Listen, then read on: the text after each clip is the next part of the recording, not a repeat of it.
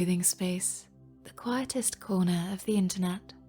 I'm Sam Jarvis. Allow me to be your guide tonight as you sink deep into relaxation and escape into part one of this relaxing retelling of the classical tale The Wind in the Willows by Kenneth Grahame. Before we begin, let's take a moment to wind down from the day. Come to settle in a comfortable position, and when you're ready, allow your eyes to gently come to a close. Draw a long, lazy breath in through your nose and sigh out through your mouth. Breathe in and out. Inhale and exhale. Let your tongue fall away from the roof of your mouth. Soften your brow and release your shoulders, letting them sink and settle into the soft cushions beneath you. Tonight, let each deep breath that drifts in through your nose and out through your mouth draw you deeper and deeper into relaxation and transport you toward the soft green grass that carpets the meadow in which our story is set. As tonight's story begins, perhaps you can even hear the soft sounds of the stream and the brook babbling away. Now, if you're feeling ready, our tale can begin. The mole had been working very hard all the morning, spring cleaning his little home. First with brooms, then with dusters, then on ladders and steps and chairs, till he had dust in his throat and eyes, and an aching back and weary arms. Spring was moving in the air above and in the earth below and around him, penetrating even his dark and lowly little house, with its spirit of divine discontent and longing. It was small wonder, then, that he suddenly flung down his brush on the floor and said, "Bother," and "Oh, blow," and also "Hang spring cleaning," and bolted out of the house without even waiting to put on his coat. Something up above was calling him imperiously, and he made for the steep little tunnel which answered his case to the gravelled carriage drive owned by animals whose residences are nearer to the sun and air. So he scraped and scratched and scrabbled and scrooged, and then he scrooged again and scrabbed and scratched and scraped, working busily with his little paws and muttering to himself, up we go, till at last, pop, his snout came out into the sunlight, and he found himself rolling in the warm grass of a great meadow. "This is fine," he said to himself. "This is better than washing." The sunshine struck hot on his fur, soft breezes caressed his heated brow, and after the seclusion of the cellarage he had lived in so long, the carol of happy birds fell on his dulled hearing almost like a shout. Jumping off all his four legs at once in the joy of living and the delight of spring without its cleaning, he pursued his way across the meadow till he reached the hedge on the further side. "Hold up," said an elderly rabbit in the gap. "Sixpence for the privilege of passing by a private road." He was bowled over in an instant by the impatient and contemptuous mole, who trotted along the side of the hedge, chaffing the other rabbits as they peeped hurriedly from their holes to see what the row was about. Onion sauce," he remarked jeeringly, and was gone before they could think of a thoroughly satisfactory reply. Then they all started grumbling at each other. "How stupid are you? Why didn't you tell him? Why didn't you say? You might have reminded him," and so on, in the usual way, but, of course, it was then much too late, as is always the case. It all seemed too good to be true. Hither and thither, through the meadows he rambled busily, along the hedgerows and across the copses, finding everywhere birds building, flowers budding, leaves thrusting, everything happy and progressive and occupied. And instead of having an uneasy conscience pricking him and whispering, "Spring cleaning," he somehow could only feel how jolly it was to be the only idle dog among all these busy citizens. After all, the best part of a holiday is perhaps not so much the resting yourself as to see all the other fellows busy working. He thought his happiness was complete then, as he meandered aimlessly along. Suddenly, he stood by the edge of a full-fed river. Never in his life had he seen a river before.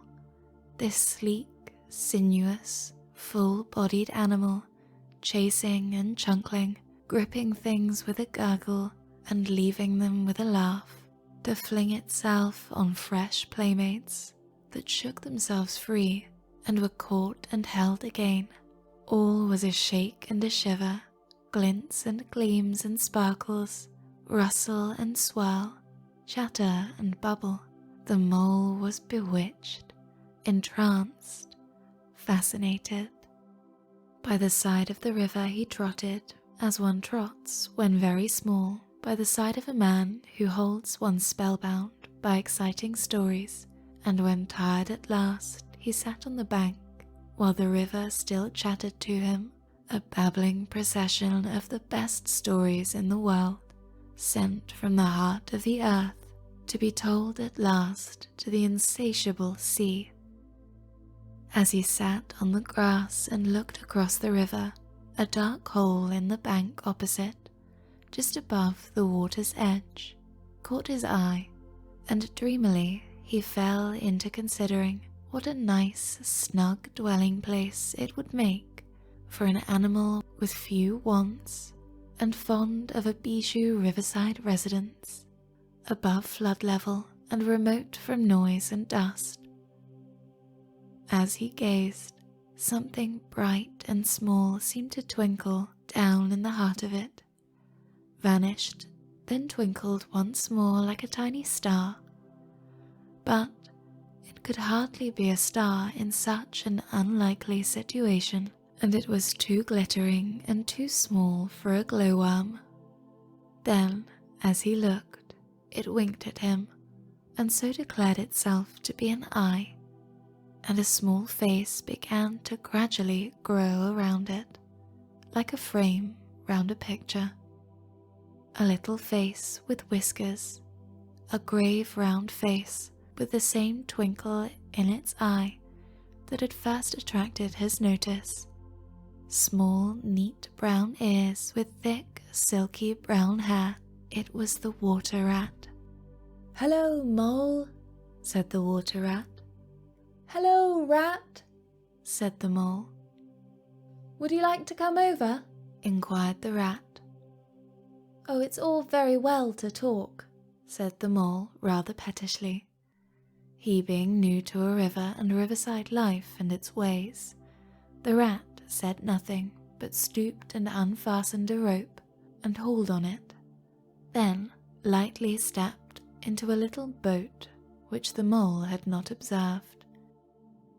It was painted blue outside and white within, and was just the size for two animals, and the mole's whole heart went out to it at once, even though he did not yet fully understand its uses. The rat sculled smartly across and made fast. Then he held up his forepaw as the mole stepped gingerly down. "Lean on that," he said. "Now then, step lively," and the mole, to his surprise and rapture, found himself actually seated in the stern of a real boat. "This has been a wonderful day," he said, as the rat shoved off and took to the sculls again. "Do you know, I've never been in a boat before in all my life." "What?" cried the rat, open-mouthed. "Never been in a... You've never... What have you been doing then?" "Is it so nice as all that?" asked the mole shyly, though he was quite prepared to believe it as he leant back in his seat and surveyed the cushions, the oars, the rowlocks, and all the fascinating fittings, and felt the boat sway lightly under him. "Nice? It's the only thing," said the water rat solemnly, as he leant forward for his stroke. "Believe me, my young friend, there is nothing, absolute nothing half so much worth doing as simply messing about in boats. Simply messing," he went on dreamily. "Messing about in boats, messing... Look ahead, rat!" cried the mole suddenly. It was too late. The boat struck the bank full tilt. The dreamer, the joyous oarsman, lay on his back at the bottom of the boat, his heels in the air. "About in boats, or with boats," the rat went on composedly, picking himself up with a pleasant laugh. "In or out of them, it doesn't matter. Nothing seems really to matter. That's the charm of it. Whether you get away, or whether you don't, whether you arrive at your destination, or whether you reach somewhere else, or whether you never get anywhere at all, you're always busy and you never do anything in particular. And when you've done it, there's always something else to do, and you can do it if you like, but you'd much better not. Look here, if you've really nothing else on hand this morning, suppose we drop down the river together and have a long day of it." The mole waggled his toes from sheer happiness, spread his chest with a sigh of full contentment, and leaned back blissfully into the soft cushions. "What a day I'm having," he said. "Let us start at once." "Hold hard a minute, then," said the rat. He looped the painter through a ring in his landing stage, climbed up into his hole above, and after a short interval, reappeared, staggering under a fat wicker luncheon basket. "Shove that under your feet," he observed to them all, as passed it down into the boat. Then he untied the painter and took to the sculls again. "What's inside?" asked the mole, wriggling with curiosity. "There's cold chicken inside it," replied the rat briefly. "Cold tongue, cold ham, cold beef, pickled gherkins, salad, French rolls, sandwiches, spotted meat, ginger beer, lemonade, soda water." "Oh, stop, stop," cried the mole in ecstasies. "This is too much." "Do you really think so?" inquired the rat seriously. "It's only what I always take on these little excursions, and the other animals are always telling me that I'm a mean beast and cut it very fine." The mole never heard a word he was saying, absorbed in the new life he was entering upon. Intoxicated with the sparkle, the ripple, the scents and the sounds and the sunlight, he trailed a paw in the water and dreamed long, waking dreams. The water rat, like the good little fellow he was, sculled steadily on and forbore to disturb him.